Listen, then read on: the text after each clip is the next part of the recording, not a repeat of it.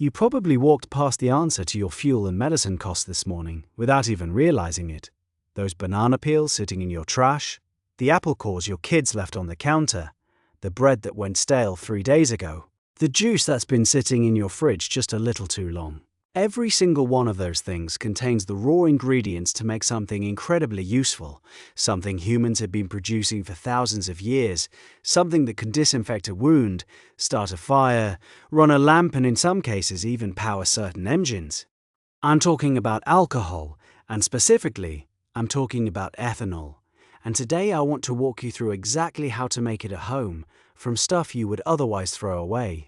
Now, before we go any further, I want to be upfront about a few things because the internet is full of half information on this topic, and I think you deserve the full picture. Making ethanol for fuel or for medicinal use, like a topical antiseptic, is legal in many places, but making it for human consumption, without the proper permits, is regulated or outright illegal, depending on where you live. So we're talking today about fuel-grade and medicinal-grade alcohol, meaning external use antiseptics, and heat sources, not moonshine, not a cocktail. If you want to drink it, look up your local laws and get the appropriate license. Now, with that out of the way, let's actually talk about the science, because once you understand what's happening, this whole process becomes incredibly intuitive. Fermentation is one of the oldest chemical processes in human history. It happens when yeast, a microscopic fungus that exists literally everywhere in nature, encounters sugar in a low-oxygen environment. The yeast eats the sugar, and as a byproduct it produces two things, carbon dioxide and ethanol. That's it. That's the whole secret. Yeast plus sugar plus time equals alcohol. The oxygen is important too, because in the presence of oxygen, yeast will just multiply and grow. Take the oxygen away, and it switches into survival mode and starts producing alcohol instead. This is why your fermentation vessel needs to be sealed, but also needs a way for that carbon dioxide to escape without letting air back in. We'll get into that. The scraps that work best are anything high in sugar or starch. Fruit scraps are absolute gold. Apple peels and cores, banana peels, grape skins, overripe berries, citrus rinds, watermelon rind, mango skins, all of it. Starchy vegetables work too, but they require an extra step, because starch isn't the same as sugar. Yeast can't eat starch directly, it needs sugar. So potato peels, old bread, rice, corn, any of that starchy stuff needs to be converted first. And I'll explain how to do that in a moment. Sugary liquids like old juice, flat soda, expired honey dissolved in water, molasses maple syrup that crystallized in the back of your cabinet, all of those are fantastic. Even old jam works. If it had sugar in it and it's going to waste, there's a very good chance you can ferment it. Let's start with the simplest version and build up from there. For your first batch, I'd recommend going pure fruit scraps, because you don't need any conversion step. You just need scraps, water, yeast, and a vessel. Get yourself a large glass jar, at least a gallon, or a food-grade plastic bucket with a lid. You're going to fill it roughly halfway to 2/3 full with your fruit scraps. Now pack them in. Don't just toss them loosely. You want as much surface area and as much sugar contact with the water as possible. Then add enough warm water to cover everything. Not hot water, because hot water will kill the yeast. Warm. Think bathwater temperature, around 70 to 80 degrees Fahrenheit. Then add your yeast. Regular bread yeast from the grocery store works fine for beginner batches. 1 packet per gallon is a good starting ratio. If you have brewer's yeast or distiller's yeast, even better, because those strains are bred to tolerate higher alcohol concentrations before dying off, which means you can get a stronger end product. Now here's the part most beginners mess up. You need to add sugar. Even fruit scraps don't have quite enough sugar on their own to produce a meaningful alcohol yield. So you want to add roughly 1 cup of white sugar per gallon of liquid. You can use brown sugar, raw sugar, even that sugar that's clumped up in the back of your pantry. Stir everything together well. Then you need to seal the vessel in a way that lets gas out but keeps air from coming back in. The classic method is an airlock, which you can buy for a couple dollars at any homebrew supply store. It's a little plastic device that sits in a rubber stopper and uses a column of water to create a one-way valve. But if you don't have one, you can do the balloon trick.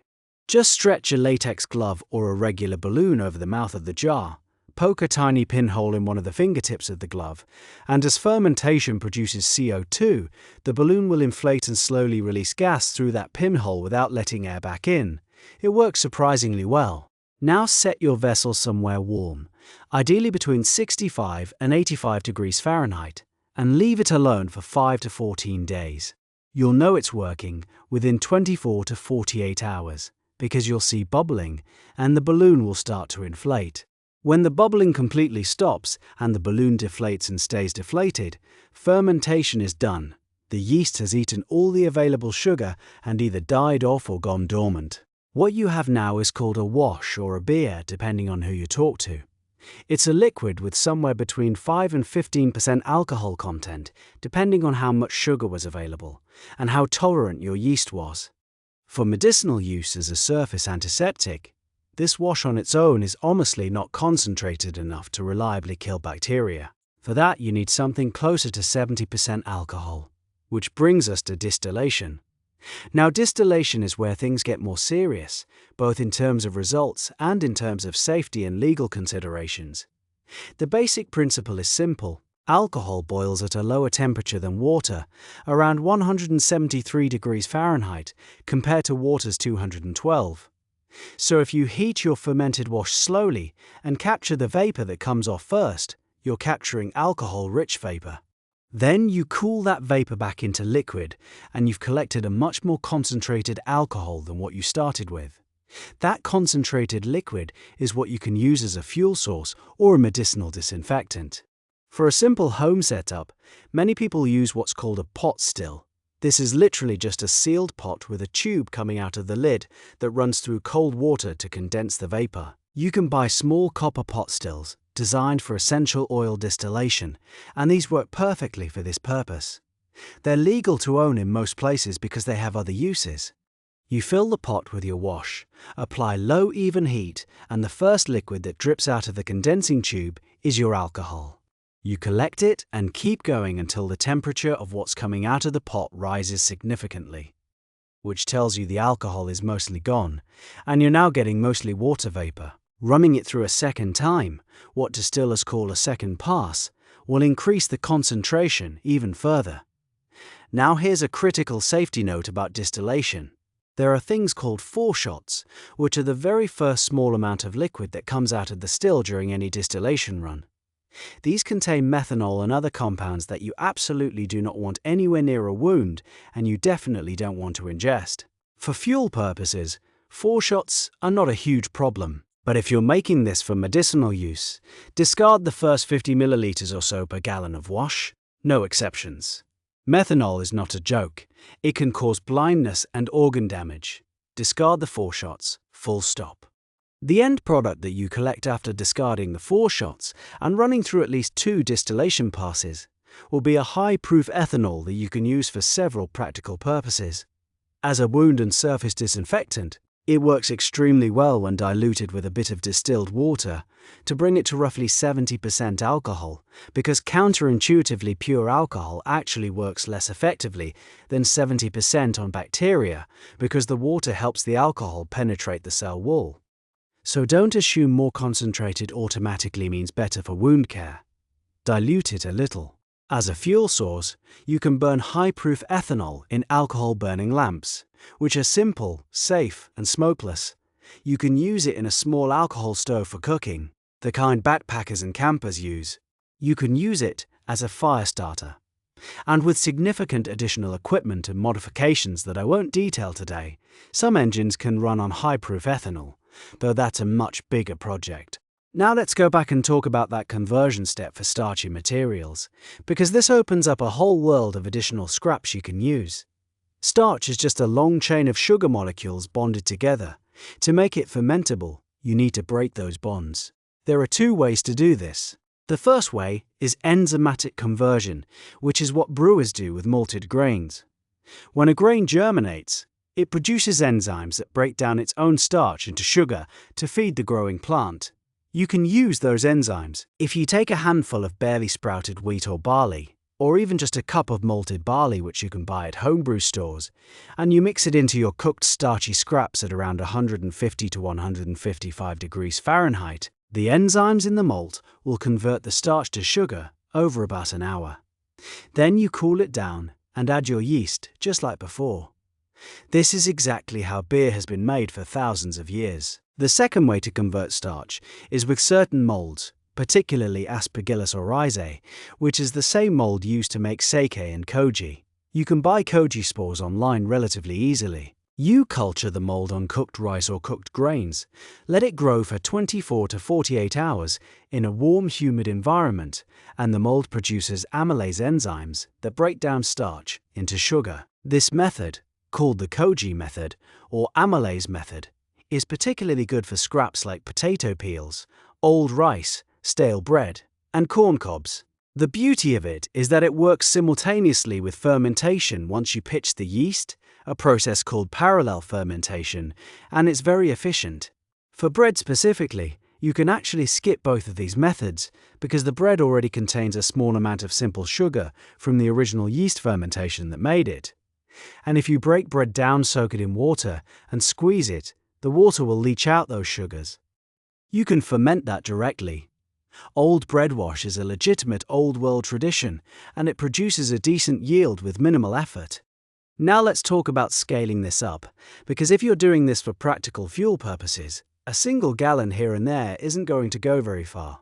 The good news is that this process scales linearly. Twice the volume, twice the scraps, twice the sugar, twice the yeast gives you roughly twice the output. People running serious home operations use food-grade plastic barrels, 30-gallon, 55-gallon, and ferment large batches simultaneously.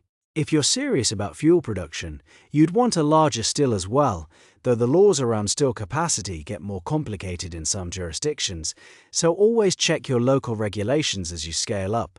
One thing that dramatically improves your efficiency is keeping a clean operation. Wild bacteria in your environment compete with yeast and can produce off flavors and reduced yields. This isn't critical for fuel production, but it matters if you care about efficiency. Sanitizing your equipment with a dilute bleach solution or even some of your existing alcohol before each batch makes a real difference. And once you've done a few batches, you'll start to get a feel for the smell of healthy fermentation versus a batch that's getting infected. Healthy fermentation smells like bread, maybe a little fruity, slightly yeasty. Infected fermentation starts to smell sour, vinegary, or just wrong. If it smells like vinegar, Acetobacter got in and converted your alcohol to acetic acid. That batch won't give you much alcohol, but ironically it's now a perfectly functional homemade vinegar, which isn't the worst outcome. The economics of this are genuinely interesting when you sit down and do the math. A packet of yeast costs about 50 cents. Sugar adds maybe $1 or $2 per batch.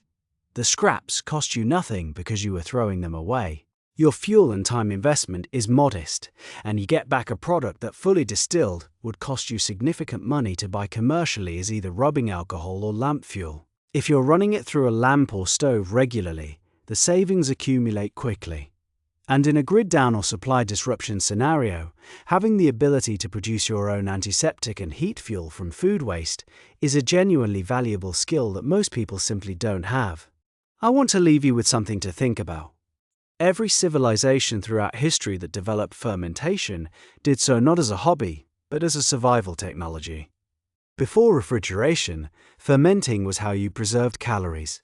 Before pharmaceutical manufacturing, ethanol was a primary antiseptic. Before petroleum, alcohol was a legitimate fuel source.